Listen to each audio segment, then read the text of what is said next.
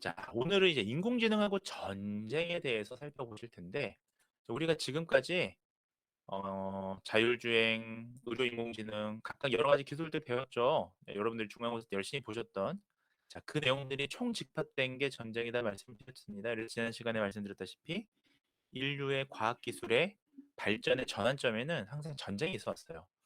지금도 진행 중이죠. 지난 시간에 말씀드렸던 것처럼 러시아 우크라이나 전쟁이 지금 진행 중에 있고, 자, 뭐 역사에서 보시면요. 전쟁이 없었던 적이 거의 없습니다, 인류가. 자, 그러면 우리 지난 시간에 살펴볼 때 어떤 기술이 들어갔냐? 자, 뭐 예를 들면 어쨌든 이런 무인 드론으로 어떤 표적을 피살하기도 하고요. 자, 그 무시무시한 참수 작전이라는 NQ9이라고 하는 요 무인 드론입니다. 우리가 생각하는 드론보다 훨씬 커요. 그러니까 실제로는 교실만 하죠. 자, 20m 정도 날개 폭이니까 아주 작은 교실만 하다고 생각하시면 됩니다.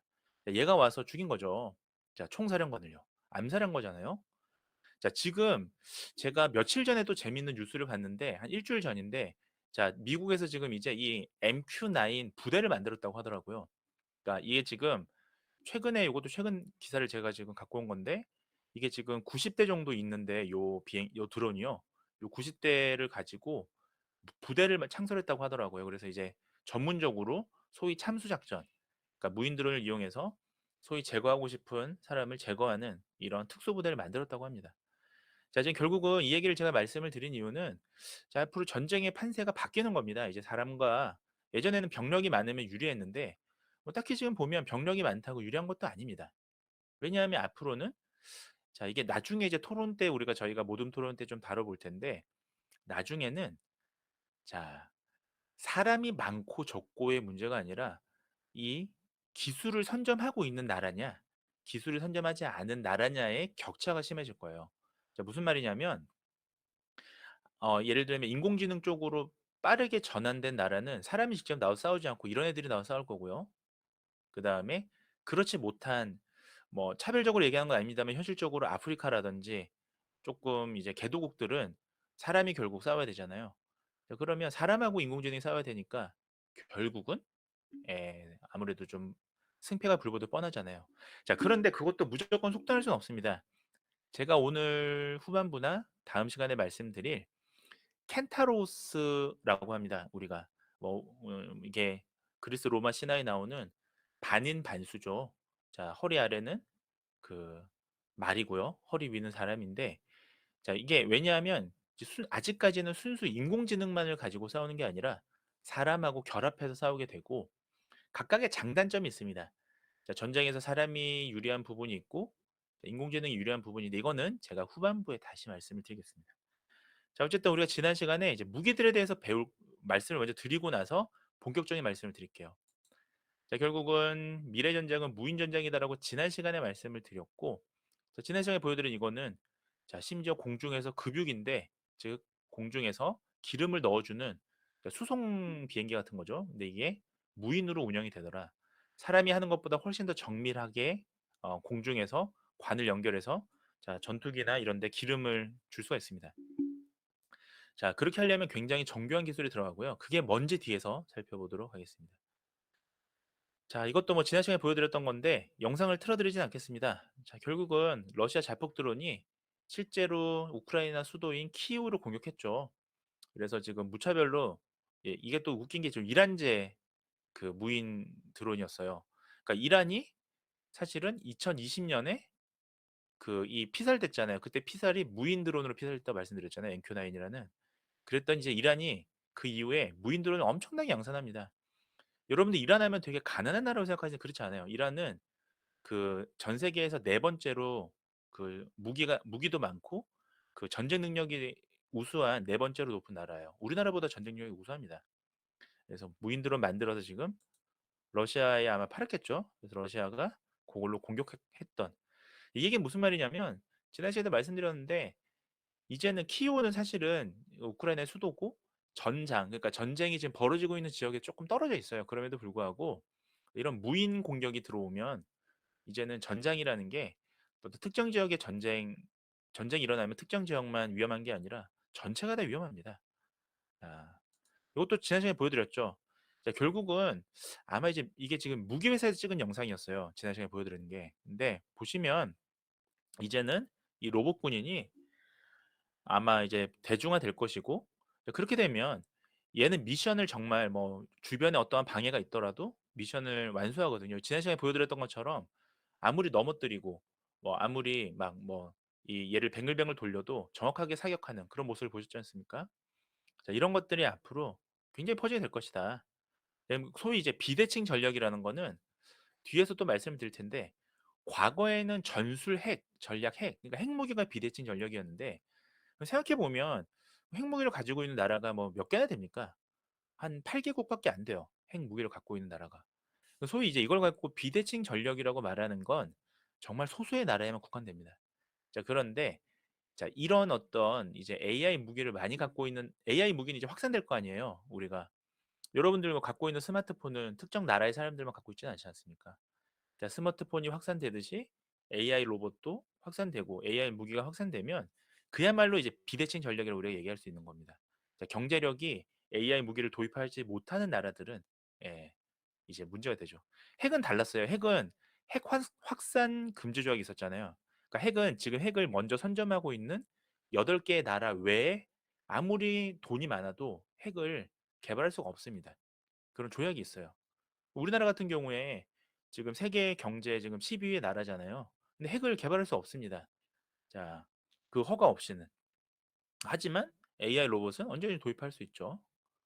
자, 뭐 참고로 짧게 말씀드리면 그 인제대도 보시면 이동, 장영실관, 지하에 보시면 로봇 바리스타 있거든요. 예, 뭐 운영은 안 하는 것 같습니다만 우리 학교 항상 그렇죠. 운영 잘 안 하죠. 자, 그래도 혹시 궁금하신 분들 가서 AI 그 바리스타 있으니까요. 비싼 걸 사는데 운영을 왜 하는지 모르겠어요. 자, 그 다음에 살인 로봇. 여기까지가 지난 시간에 말씀드렸습니다. 자, 그래서 로봇은 이제는 자, 이건 지금 사실 휴머노이드, 인간 닮은 로봇이잖아요. 그러니까 저는 사실은 뭐 로봇 전공도 아니고 저는 뭐 사실은 의료 빅데이터를 공부한 사람입니다만은 제가 뭐 어디 이제 뭐 고등학생들 대상으로 강연을 하게 되면 아무래도 AI를 설명할 때 AI 기술은 눈에 안 보이니까 우리가 지금까지 보셨던 기술들 눈에 보이는 기술은 아니잖아요. 그래서 어, 이런 휴머노이드, 사람 닮은 로봇으로 많이 설명을 합니다. 자, 근데 이 사람 닮은 로봇이 실제로 보시면 미국에서요. 지난 시간에 말씀드렸다시피 국방연구원에서 주도적으로 투자를 하는데 자, 미국 국방 예산은 정말 막강합니다. 5천억 달러니까 우리나라 돈으로 지금 한 700조 원 정도 돼요. 환율이 바뀌어서. 자, 그래서 미국은 천조국이라 부르잖아요. 자, 그, 그 예산이 천조가 넘어가죠, 미국은. 근데 그중에 700조 원, 우리나라 전체 예산보다 높아요. 이거를 지금 무기 사업에 투자하고 있고, 아까 그래서 말씀드렸다시피 우리 실제로는 이렇게 사람 닮은 로봇이 아닙니다. 전쟁 로봇은. 이런 거에도 가깝죠. 그래서 지금 이거 부대를 만들었다고 제가 이게 최근 일주일 전 뉴스예요. 그래서 앞으로 이제 미국은 앞으로 전쟁에 개입하게 되면 사람을 보내는 게 아니라 얘네들을 보내게 되겠죠. 자, 그렇다라고 말씀드렸습니다. 자, 이제 본격적으로 오늘 이제 AI 무기 사례를 몇 개만 좀 소개를 드리고, 자, 보다 더 중요한 거는 여기에 들어가는 기술이 뭐냐. 그게 중요한 거예요. 그러니까 제가 계속 매주 강조하는 게 하나 있죠. 뭐가 있냐면, 자, AI는 not software. 그러니까 소프트웨어가 아니에요, 여러분들. AI가 소프트웨어다. 그러면 AI 학과를 만들 게 아니라 그냥 뭐 컴퓨터공학과 소프트웨어 학과에 그 AI 세부 전공 하나 만들면 되잖아요. 네, 그렇지 않습니다. 물론 AI가 가장 많은 형태로 이제 실현되는 건 소프트웨어 형태예요. 또는 AI는 하드웨어 형태로 들어가기도 합니다. 자, 여기서 중요한 건 제가 이 수업을 들은 사람들이 꼭 기억하셔야 될 건 AI는 기술이에요, 기술. 하드웨어나 소프트웨어에 다 탑재할 수 있는 기술입니다. 자, 그래서 자, 이 AI 무기의 사례를 지금 몇 가지 말씀을 드리겠습니다. 그래서 이 기술들은 뒤에서 제가 더 중요하니까 말씀드리고 이거는 뭐 몇 개 사례만 그냥 좀 관심 있게 봐주시면 되겠습니다. 첫 번째는 자, 장거리 대함 미사일입니다. 우리가 장거리는 뭐 여러분들 잘 아시죠? 자, 굉장히 이제 먼 거리를 가는데 자, 여기서 말하는 장거리가요. 여러분들이 생각하는 그 장거리가 아니에요. 예, 이 장거리는 이게 우리는 뭐 우리나라가 작으니까 우리가 서울에서 부산 400km 정도 되죠. 이것도 장거리라고 생각하시는데 여기서 말하는 장거리는 대략 4,000에서 5,000km가 넘습니다. 그러니까 즉 우리가 이거를 그 뭐라 그러죠? 그 대륙, 예, 대륙간까지 갈 수 있는 거리라고 봅니다. 그러니까 다시 말하면 자, 아시아 대륙에서 미국 대륙까지 가는, 예, 지구 반대편까지 가는 그 정도 거리를 얘기해요. 자, 대함은 뭐냐 하면 자, 이런 걸 함선이라고 해요. 함선. 자, 함선. 요즘에 이제 전쟁에서 함선이나 인공모함이 굉장히 중요해지고 있습니다. 왜냐하면 이번에 지금 러시아 우크라이나 전쟁에서도 지금 흑해 함대가 이제 뭐 출동하냐 마냐 그런 얘기를 많이 하고 있고 러시아 같은 경우는 원래 러시아가 그 발트 함대라고 있습니다. 그러니까 러시아가 원래 해군력이 좀 강해요. 왜냐하면 러시아는 대륙으로 가려고 하면 항상 문제가 뭐냐 하면 서쪽은 다 막혀 있어요. 뭐 스웨덴, 스위스, 스웨덴, 뭐 독일, 뭐 전부 다 막혀 있죠. 우크라이나, 뭐 이탈리아까지. 다 서방 국가를 다 뚫고 가야 되는데 그 러시아가 지정학적으로 불리한 거예요. 그러니까 이 말씀을 조금 더 깊게 드리면 미국이 왜 세계의 교통 경찰이 됐냐? 미국은 태평양으로 뻗어갈 수 있는 지정학적인 위치가 있습니다. 미국 보시면 자, 미국 땅덩어리 옆에는 다 바다잖아요. 그러니까 미국은 자, 쭉 가면 아시아 나오죠? 뒤로 쭉 가면 뭐 나와요? 유럽 나오죠. 그러니까 유럽에서 콜럼버스가 발견한 거 아니에요. 그쵸? 자, 그래서 지정학적 위치가 아시아나 유럽으로 뻗어갈 수 있어요. 아프리카도 마찬가지고. 그러니까 세계 교통 경찰을 할 수 있는 또 그런 역할이 있습니다. 그러니까 지정학적으로 그게 가능하다라는 거예요. 근데 러시아는 이게 어려운 게 옛날에 우리가 러시아가 망하기 전에, 그러니까 소련이 망하기 전에 미국하고 우리가 그 소련하고 딱 세계 두 개 나라밖에 없었습니다. 강한 나라가. 그래서 우리가 냉전이라고 얘기했잖아요. 자, 그때도 소련이 사실은 미국보다는 약했어요. 왜? 이게 막 지정학적으로 안 되는 거예요. 왜 안 되냐? 서쪽은 다 막혀 있어. 서유럽 국가가. 그러면 방법이 하나가 있는데 얘네가 이제 가려면 두 가지가 있습니다. 하나는 여러분들이 그러니까 좀 그래서 얘네들이 쇠빙선이 굉장히 발달해요. 쇠빙선이 뭐냐면 그 빙하 뚫고 가는. 얘네가 유일하게 움직일 수 있는 게 바다인데 바다가 문제가 뭐냐? 러시아 쪽 바다는 러시아가 추워요. 다 업니다. 그래서 얼지 않는 바다는 지금 우크라이나가 있는 흑해. 그래서 흑해라 불러요. 흑해가 유일하게 안 얼고요. 그 다음에 유일하게 안 오는 게 거의 우리나라 북한 쪽에 거의 붙어 있는 블라디보스톡. 그래서 블라디보스톡 실제로 가보시면 거기 해군기지예요, 해군기지.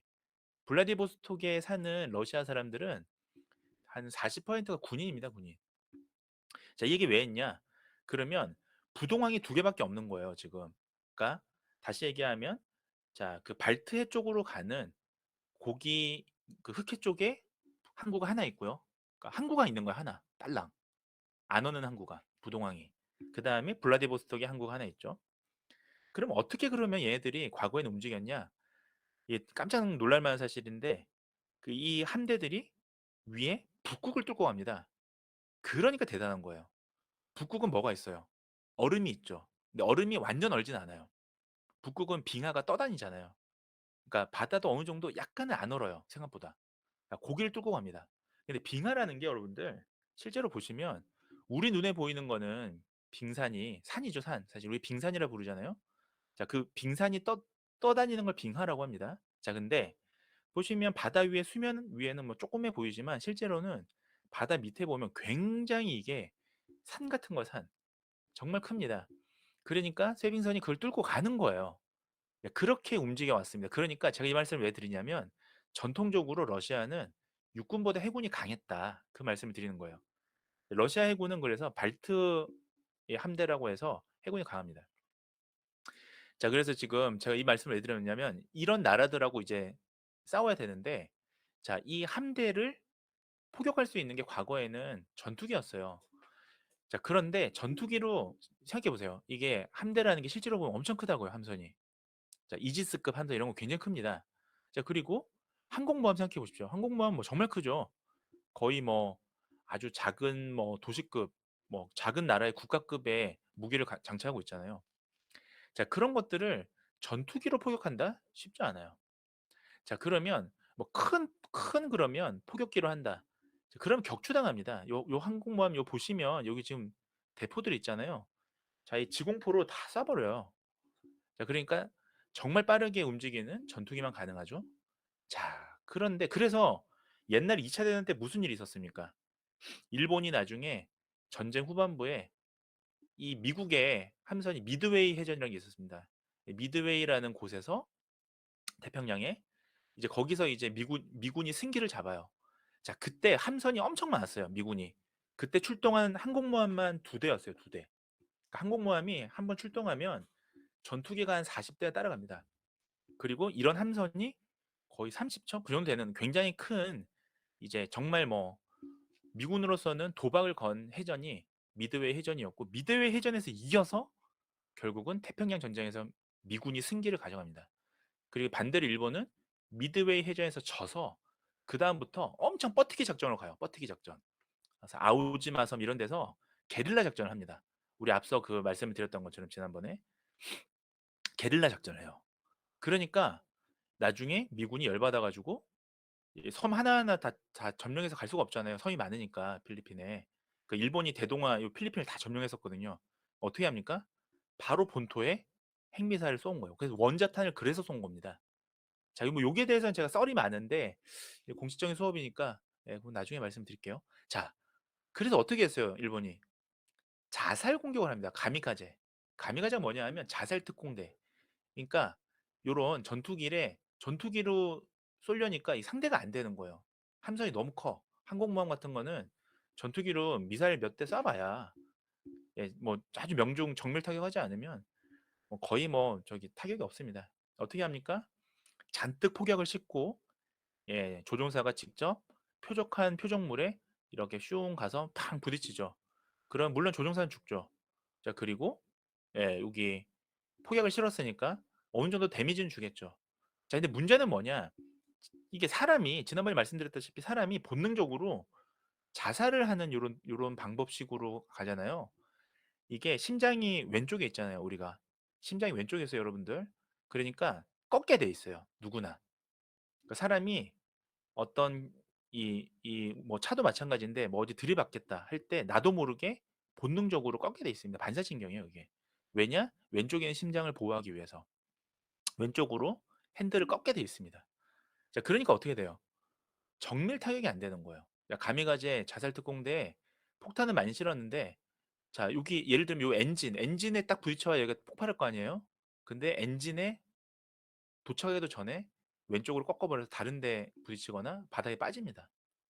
자, 결국 그래서 망한 거예요. 전쟁에서 못 이긴 거예요. 그 우수한 엘리트 조종사들이 다 죽고 나중에는 숙련되지 않은 이제 뭐 조종사들이 이제 들어가니까 더 정밀 타격 능력이 떨어지고. 자, 그랬는데 지금 이거 얘기를 왜 했냐? 이 장거리 대한 미사일 얘는 무인이에요. 스텔스 기능도 가지고 있어요. 일단 여러분들 스텔스 기능이라는 거는 고스트 기능이에요. 레이더에 안 잡혀요. 레이더에 안 잡히니까 레이더에 안 잡힌 얘 또 빨라요 또. 이미 눈에 보일 때는 이미 지근거리까지 왔다. 게임이 어느 정도 끝났다. 얘가 어떻게 합니까? 심지어 자율 공격 기능. 자, 자율 공격 기능이라는 거 얘가 판단하는 거예요. 그러니까 우리는 지금까지 전쟁이라고 하면 자, 인간이 판단해서 절대절명의 시기에 딱 저기 맞출 타이밍에 딱 쏩니다. 여러분들 뭐 그 뭡니까? 최근에 탐 크루즈 형님이 다시 그 탑건 같은 거 다시 찍었잖아요. 작년에 올 초인가 작년에 개봉했죠. 자, 그런 영화 보시면 자, 이게 전투기에 미사일이 많이 없잖아요. 뭐 많아야 한 4개 정도 달고 가거든요. 무거우니까. 그러니까 4발밖에 못 쏘는 거야, 전투기가. 그러면 정말 정밀하게 딱 아주 중요한 타이밍에 딱 쏘죠, 미사일을. 자, 꼭 다 계산하고 가죠. 그런 계산을 잘하는 게 우수한 파일럿이죠. 자, 근데 얘는 스텔스도 있는 기능도 있는데 그러니까 이 레이더에도 안 잡히는데 공격도 그 타이밍을 얘가 계산하는 거예요. 인간이 계산하는 것보다 감으로 딱 계산하는 것보다 얘가 다 거리랑 각도랑 날씨랑 바람이랑 풍량이랑 상대방이 뭐 어떻게 나를 보고 있는지까지 다 계산해 가지고 정밀하게 자, 심지어 정밀해요. 요 엔진부부터 폭파합니다. 배는 엔진을 폭파하면 돼요. 배는 엔진을 폭파하면 둘 중에 하나예요. 가라앉거나 못 가거나. 자, 바다에서 못 가면 표류되는 거잖아요. 무조건 엔진을 맞춰야 돼. 요 엔진실, 여기 기관실 여기를 맞춰야 돼. 다른 데 뭐 맞출 필요가 뭐가 있습니까? 엔진실. 자, 요거를 정밀하게 타격하는 요 미사일. 이 미사일이에요. 지금 비행기처럼 보이지만. 끝내주죠. 왜 이 날개가 왜 달렸냐? 5,000km를 가야 되거든요.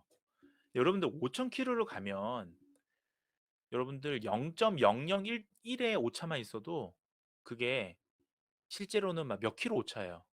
그러니까 얘한테 이 5,000km 밖에서 이 배를 타격을 하려면 아주 정밀하게 계산이 돼야 되니까 날개도 다 있는 거예요, 얘가. 막 날아다녀요, 비행기처럼. 얘는 심지어 정말 막강한 게 GPS가 차단된 상황에서도 얘가 레이더망을 피해서 공격합니다. 심지어 고스트 모드까지 있어요. 그러니까 스텔스 기능까지. 자, 이런 무기가 앞으로 있으면 이제 러시아가 함대가 아무리 강해도 예? 발트 함대가 있어도 안 되는 거예요. 예. 그러니까 이게 지금 AI 시대 무기다.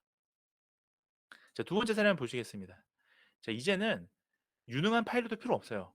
자, 지금 공군의 가장 큰 문제가 뭐냐? 자, 우리나라도 공군 전력에 굉장히 많은 돈을 투자하는데, 자, 공군은요, 기본적으로 비행기가 비쌉니다. 우리가 상상하는 금액이 아니 몇 천억이에요, 몇 천억. 자, 근데 몇 천억의 비행기가 격추당하면 안 되잖아요. 몇 천억이 날아가는 거잖아요. 그러니까 제일 중요한 게 뭐겠어요? 자, 공군 조종사, 파일럿, 우수한 공군 조종사를 양성하는 게 자, 대한민국 공군의 가장 큰 역할이죠. 그래서 공군사관학교는 우수한 인재가 가고, 자, 우리나라의 비행기가 뭐 몇천 대가 있는 게 아닙니다. 여러분들 잘 모를 수도 있는데, 이런 게 막 게임을 워낙 많이 하다 보니까 막 비행기가 뭐 몇만 대 있는 줄 아는데 그렇지 않아요. 우리나라에 비행기가. 자, 뭐다 합쳐봐야 한 1,000대도 안 될 것 같은데. 자, 그러면 이거 조종하는 지금 예, 뭐 최고급 엘리트는 뭐 이제 주간 야간 해야 되니까 2,000명 정도. 뭐 그냥 그렇게 될 거예요 아마. 그 실제로 공군에 근무하시는 장교들이 다 비행기 모는 파일럿이 아니에요. 예. 그 어쨌든 파일럿은 공군에서도 최고 엘리트가 갑니다. 그러니까 그 비행기를 몬다는 사람들은. 자, 그런데 파일럿이 만약에 뭐 다치거나 아프거나 하면 야, 이 전투기를 정밀하게 몰 수가 없잖아요. 근데 그럴 일이 이제 사라집니다, 이제. 자, 이 전투기라는 거는 2차 대전 때 증명한 거예요. 1차 대전 때까지만 해도 웃긴 게 전투기가 있었어요. 1차 대전이 없었냐? 있었죠. 1차 대전 후반부에 있었는데 그때는 비행기 이렇게 가다가 공중에서 만나잖아요. 그러면 서로 이렇게 인사했습니다. 적국의 예, 파일럿끼리. 실제로 그랬습니다. 이게 제가 농담하는 게 아니라. 그리고 뭐 이 지상에 있는 그 표적물을 공격하지 않았어요. 그러니까 그때는 정말 정찰 목적이었습니다. 그래서 뭐 공중에서 만나면 반가워서 서로 적국의 파일럿끼리 인사하고 그랬다고요. 자, 근데 2차 대전 때는 전쟁 양상이 달라집니다. 그래서 이게 전쟁이라는 게 최첨단 기술이 바뀌는 거예요. 항공사도 이때 발달했죠. 그래서 지금 우리 뭐 여러분 잘 아시는 보잉이라는 뭐 비행기 만드는 회사 있죠, 미국에. 보잉 747, 7570 이거. 보잉이 무슨 회사예요? 군수회사예요. 보잉이 군수회사라고요. 원래 보잉은 비행기 전투기 만드는 회사입니다. 자, 어쨌든 간에 자, 이 지금 그런 이제 그 전쟁의 패러다임이 바뀌는 거예요. 공군 정도. 지금 우리나라 정부가 가장 지금 투자하는 게 뭐냐? 공군 전력이에요, 공군 전력. 자, 왜냐? 자, 현실적으로 핵무기는 가질 수가 없어요, 우리나라는. 자, 핵은 왜?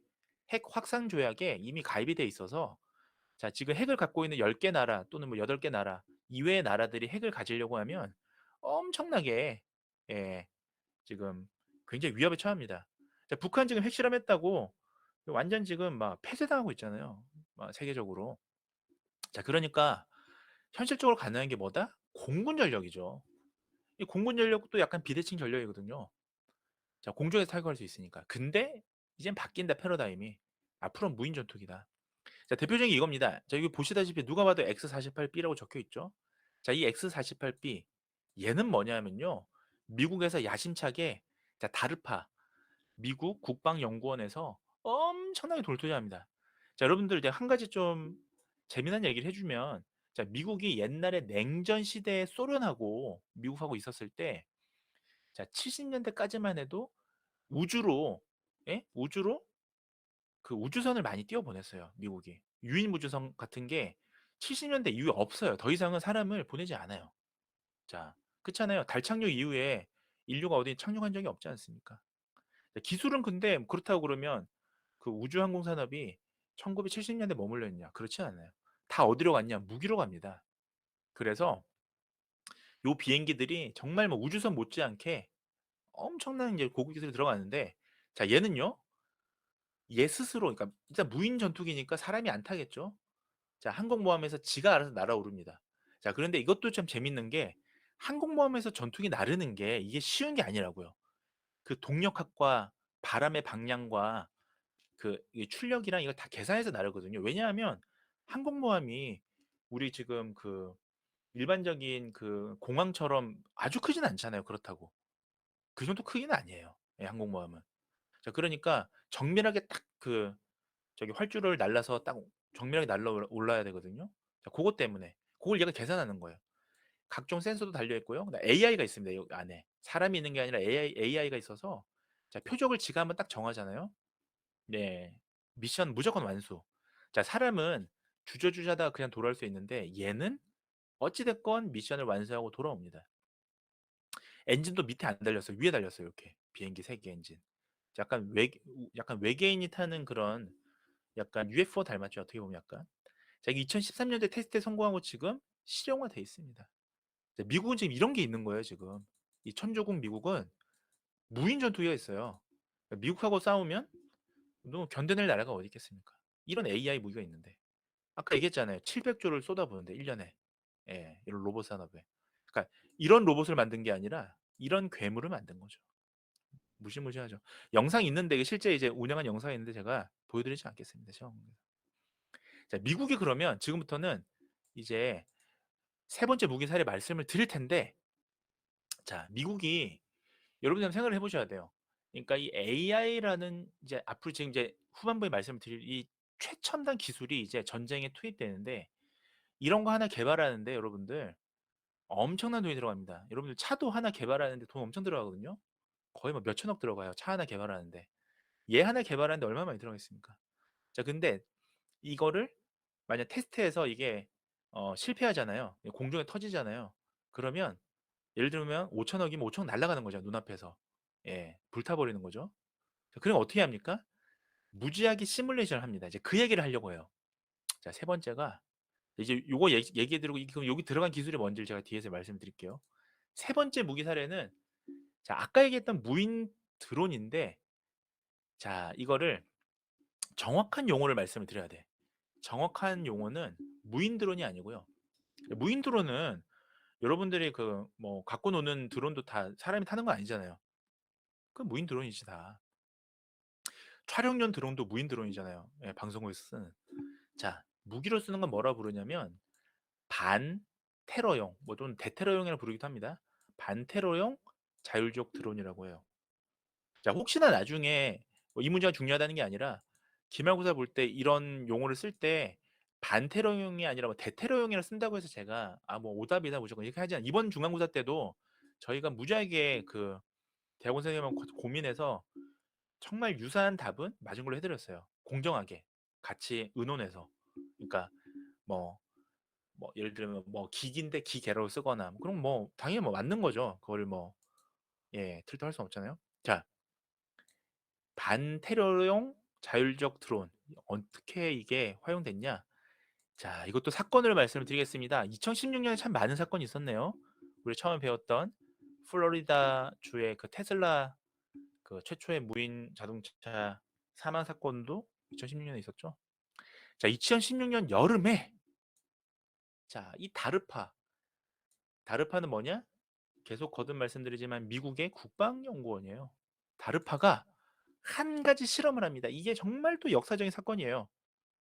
이게 반테러용 자율적 드론은 2016년 이전하고 또 2016년 이후하고 이제 역사적인 시대가 나뉘게 되는 겁니다. 자, 어디서 있었냐? 이게 제가 이제 직접 만들다 보니까 내국이 아니라 미국이에요. 미국. 자, 이거 제가 다 지금 이 강의자로 만든 거예요. 이거 없어요. 교재가. 누가 뭐 물어보시는 분이 있는데 그런 거 없습니다. 자, 제가 만든 강의자를. 제 컨텐츠예요, 제 컨텐츠. 자, 저작권 저한테 있죠. 자, 어쨌든 미국에 어디서 있었냐? 매사추세츠주. 자, 이 매사추세츠주 하면 우리가 예, 유명한 거 하나 있죠. MIT. 예, MIT가 매사추세츠 공과대학이잖아요. 시골에 실제 가보면. 자, 여기서 뭘 했냐? 2016년 미국의 이 국방연구원이 이걸 합니다. 자율적 드론을 테스트합니다. 근데 테스트를 어떻게 했냐? 정말 실전이랑 똑같이 해요. 어떻게 했냐면 매사추세츠주의 해안가에 바닷가에 자 세트장을 하나 만듭니다. 세트장인데 그냥 허설픈 막 허접한 세트장이 아니라 진짜 하나 마을을 만들어요. 뭘 만드냐? 중동의 마을을 만듭니다. 그럼 중동의 마을이 뭐냐? 자, 우리 중동 가면 제일 먼저 떠오르는 건물이 모스크. 자, 그 이슬람 사원이죠. 회교 사원 같은 걸 막 만들어요. 실제로 그러니까 있을 법한 중동의 마을을 하나 만드는 거죠. 자, 그 다음에 여기에 세트장에 결국은 세트장이죠. 자, 이, 이 배우로 그러니까 실제 배우는 아니고 군인이죠. AK-47 소총. AK-47은 이게 소련에서 만든 소총이에요. 그러니까 이 미국에서는 M16을 만들 때 이 소련은 AK-47을 만들었는데 실제로 그때만 해도 요 무기 산업에서는 조금 이런 게 있는데 M16보다 AK-47이 더 효율적이었어요. 얘는 총을 발사해도 이 총이 뜨겁잖아요. 총을 여러 발 발사하면 이게 휘거든요, 앞에가. 얘는 안 휘어. 예, 그래 좋아요. 자, 어쨌든 간에 이 AK-47은 공산국가에서 이제 보급된 소련이 만든 무기라서 주로 자, 공산국가 이 저기 중동에 있는 나라에서는 미국 무기를 사겠습니까? 러시아 무기를 사겠습니까? 구소련제 러시아 무기를 사는 거예요. 그러니까 AK-47 소총을 쓴다. 대체로 공산권 국가거나 아니면 테러 범이거나 아니면 예, 중동일 가능성이 높습니다. 왜? 왜냐하면 미국은 테러범들한테 무기를 안 파니까. 자, 러시아는 팔죠. 소련이 망하면서 무기들을 막 무지하게 팔았단 말이에요. 테러범들한테. 그러니까 요 소총을 든 남성을 배치를 합니다. 그리고 배치를 그냥 그 사원 앞에 떡 세워 놓느냐? 아니에요. 막 이렇게 정말 실전처럼 숨겨 놓습니다. 기둥 뒤에 숨어 놓고. 그다음에 인질도 이렇게 예, 데리고 있고. 그래서 실제로 영화처럼 세트를 만든 거예요. 자, 그리고 이 드론을 테스트합니다. 이 드론 얘예요, 얘. 이 드론이 쭉 날아갑니다. 자, 이 드론에는 이제 뒤에서 말씀드릴 결정적인 기술이 하나 들어가는데 자, 얘는 블랙리스트. 그러니까 이런 드론 하나가 여러분들 요 드론 하나에 무기를 장착한다. 여기 이제 장착하는 무기가 드론보다 클 수는 없잖아요. 그쵸? 클 수는 없는데 이 드론이 가벼워야 되니까 여기다 뭐 엄청나게 막 1톤짜리 미사일을 달 수는 없잖아요. 그러니까 잘해야 뭐 이렇게 총알이나 아니면 뭐 수류탄 같은 그 정도 포격이 있는 예, 화력이 있는 무기를 하나 달겠죠. 자, 그러면 지금 보세요. 해안의 중동의 마을에 AK-47 소총을 든 무장 남성이 5천 명 있다 가정해볼게요. 5천 명. 그러니까 몇 개 사단급이 있어요. 자, 실제 전쟁에서는 몇백 명이 싸우는 게 아니잖아요. 테러라고 해도 IS 같은 경우는 한 1,000명쯤 있겠죠. IS 그 기지를 습격하면. 그럼 얘가 1,000명을 다 불특정 다수를 쏴 죽이는 게 무슨 의미가 있겠습니까?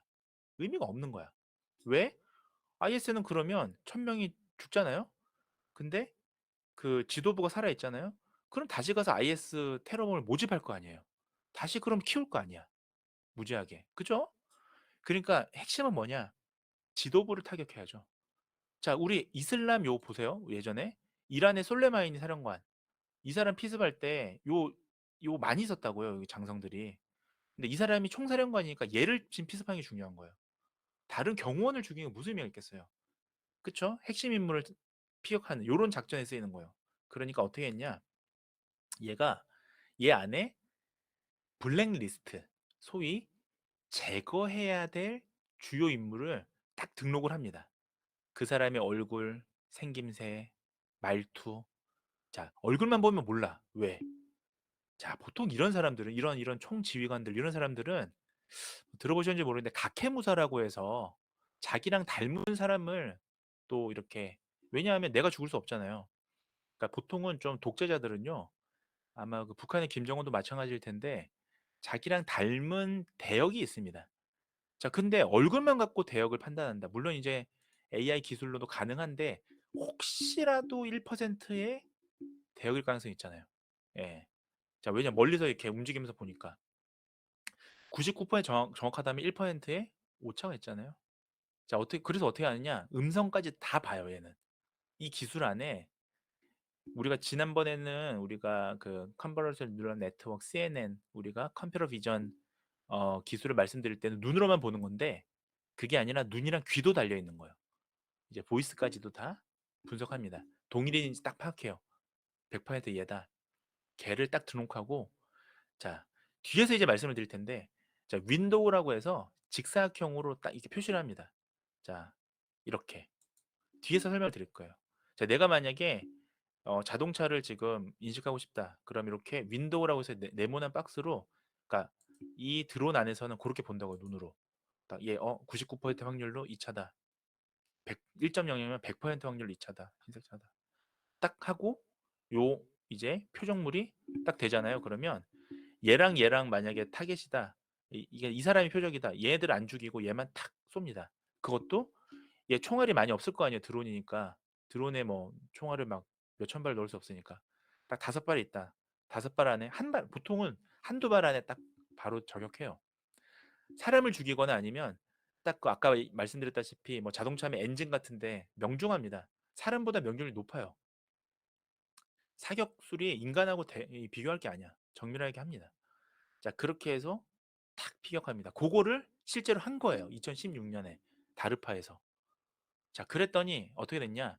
자, 어떻게 했냐면 테러리스트, 뭐 예를 들면 IS 분장을 한 사람이 그 IS 분장처럼 이렇게 터번을 쓴 인질이 있어요.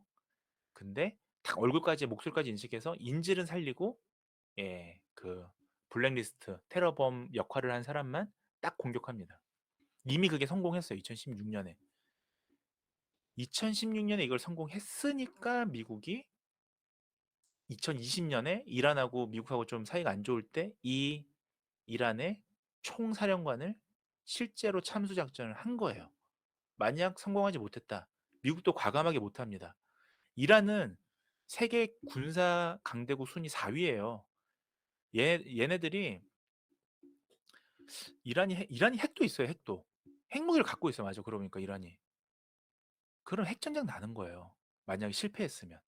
자, 근데 지도자들 뭐 죽이니까 이 죽고 나니까 어쩔 수 없는 거죠. 이제 이란 입장에서는 굉장히 뭐 화가 나지만 어쩔 수 없는 거예요.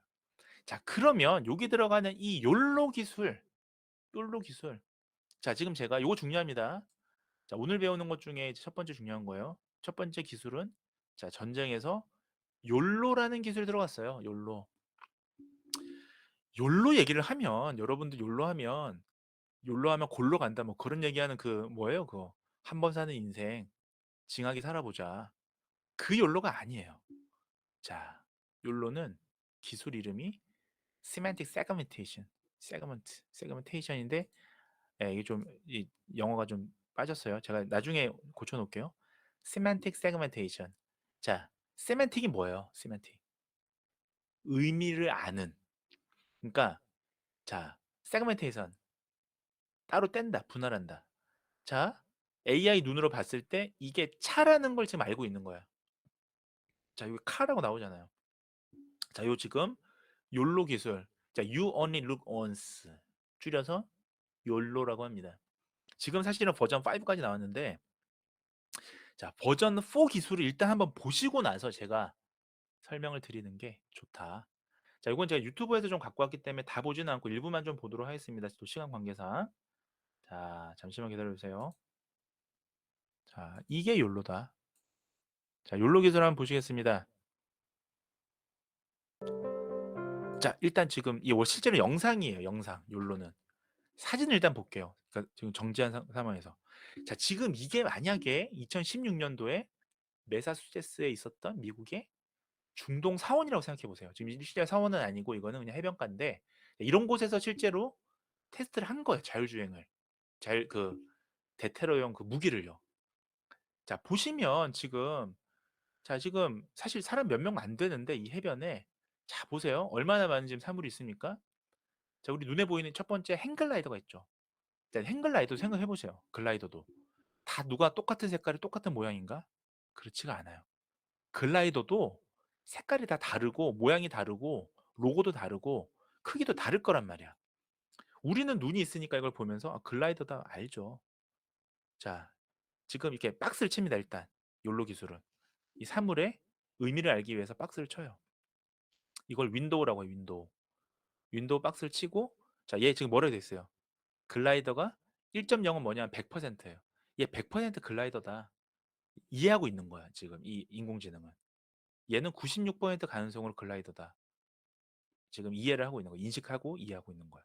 만약에 4% 정도는 글라이더가 아닐 가능성이 있어요. 지금 이게 정지된 화면이니까 제가 정지했으니까 얘가 그냥 날아가는 풍선일 수도 있잖아요. 그렇잖아요. 풍선이 터져갖고 날아갈 수도 있잖아요. 자, 이런 경우는 지금 잘 안 보이니까, 하지만 글라이더로 판단했어요. 지금 행글라이더로. 그래서 0.39, 39% 확률로 저 뒤에 있는 이 점인데, 지금 보니까 이 점인데 이 점이 글라이드일 가능성이 높다. 지금 멀리서 지금 판단한 거예요. 얘가. 이게 영상을 조금 더 학습하면 얘는 이것도 글라이드라는 걸, 그래 어쨌든 글라이드라는 걸 확인한 거죠. 자, 이거 보세요. 밑에. 자, 펄슨이 있고 사람이 있고 91% 사람이에요. 91%로 확률했고 그 밑에 서핑보드. 네, 서핑보드를 타고 있다. 자, 사람이 서핑보드를 타고 있다라는 것도 지금 알고 있는 거야. 이해를. 자, 그다음에 조깅하는 산책하는 펄슨 사람이죠. 사람. 네, 100% 사람이다. 어린 아기다. 어린 아이다. 다 하는 거야, 다 하는 거야. 자, 그런데 이걸 만약에 여기 지금 똑같은 옷을 입고 있어도 얘가 블랙리스트다. 얘를 지금 저격해야 된다. 그러면 이 주변의 지금 상황을 다 알아야 되잖아요, AI가. 그쵸? 이 기술이 지금 욜로예요. 그러니까 우리가 이전에 봤던 컨버리드 뉴럴 네트워크보다 훨씬 정밀한 기술입니다. 왜냐하면 컨버리드 뉴럴 네트워크는 개냐 고양이냐를 정확하게 구분하는 건데, 얘는 그게 아니라, 자, 주어진 어떤 사물을 구분하는 게 아니라, 우리가 생각해 보세요. 사진에 개 한 마리, 고양이 한 마리 그거 구분하는 게 아니고, 자, 우리 영상에서는 굉장히 많은 사물이 등장하죠. 이건 이런 거 하나하나를 오브젝이라고 그래요. 오브젝트. 이거 사물이잖아요. 자, 근데 지금 보세요. 이거는 그냥 해변가니까 이렇지 실제로 굉장히 복잡한 뭐 그런 뭐 부산의 막 서면이나 남포동 이런 데 사람 막 미어털리지 않습니까? 거기서 한 사람의 표격을 이제 우리가 포격한다. 표격물을 제거한다. 자, 그럴 때는 이 욜로 기술이 정밀해야 돼. 자, 보시겠습니다. 자, 이렇게 지금 움직이죠. 지금 실제 움직이는 건데 차가 굉장히 많단 말이에요. 자, 근데 이제 차를 본 겁니다. 헬로우 월드 안녕하세요 여러분 빵입니다. 자, 이거는 뭐 제가 지금 찍은 영상이 아니라서 유튜브 영상이라서 짧게만 보이는데 코드가 있어요. 그래서 실제로 이거 프로그램을 어떻게 하느냐, 이제 파이참이거든요. 이 파이참. 자, 파이참으로, 예, 지금 실제로는 이런 건데, 좋아요. 잘 되네요. 예, 지금 이 사람이, 자, 이 파이썬을 우리가 좀 이제 구현하기 쉽게 파이참으로 합니다. 그래서 이렇게 이 욜로라고 하는 얘를 갖고 와요. 예, 이 소스는 만든 회사에 다 오픈해 있습니다. 그래서 뭐 조금만 보여드릴게요. 예, 그래서 이렇게 이런 게 코딩이에요. 이게 지금 여러분들 그 과제에 아주 기초 코딩 맛볼 수 있게 돼 있죠. 텐서플로우라고 하는 거로 우리가 옛날에는 이걸 다 만들었어야 되는데 텐서플로우로 요즘에는 틀을 갖고 옵니다. 하여튼 뭐 이런 걸로 하는 게 있어요. 자, 이 정도만 보여드릴게요.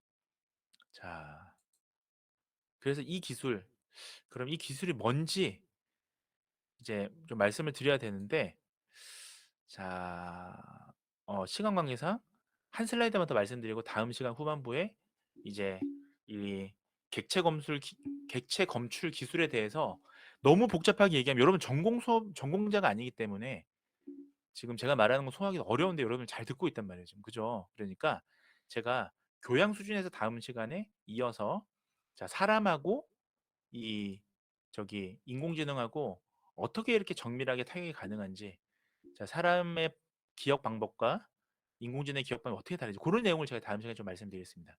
자, 시각적인 처리 방법도 그렇고요. 자, 일단은 기술이 최근에는 제가 사실 최신 동향으로 쓰긴 썼는데, 자, 이런 객체 검수 기술이라고 합니다. 이게 오브젝트 디텍션, 자, 세그멘테이션 이런 기술이요, 욜로 같은 기술이요. 이게 최근에는 굉장히 많이 발달돼 있어요. 그 정도 말씀드릴게요. 사실은 패스트 RCNN도 한 5년 됐습니다. 그러니까 5년이면 되게 이게 이쪽 분야에서는 굉장히 많이 이게 차이가 있는 거예요. 5년이면 옛날 거예요, 옛날 거. 물론 지금 이거 쓰긴 씁니다만 그러니까 어떻게 생각하시면 되냐면 여러분들 핸드폰이죠, 핸드폰. 5년 전에 아이폰. 지금 쓰시고 계신 분 거의 없잖아요. 맞죠? 예, 이게 엄청나게 발전합니다. AI 분야는. 나중에 말씀드리고, 자, 오늘 수업은 여기까지 말씀을 드리고요. 자, 다음 주에 인간과 AI의 사고방식에 대해서 말씀드리겠습니다. 자, 오늘 수업은 여기까지 말씀드리겠습니다.